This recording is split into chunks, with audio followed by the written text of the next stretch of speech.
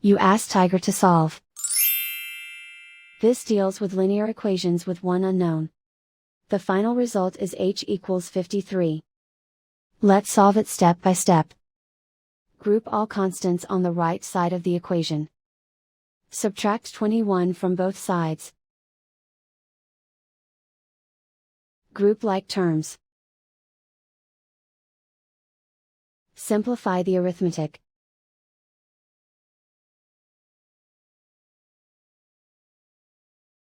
Convert the h into a positive number.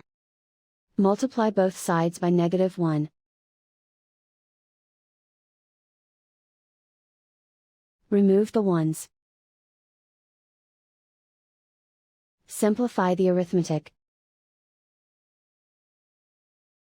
And so the final result is h equals 53.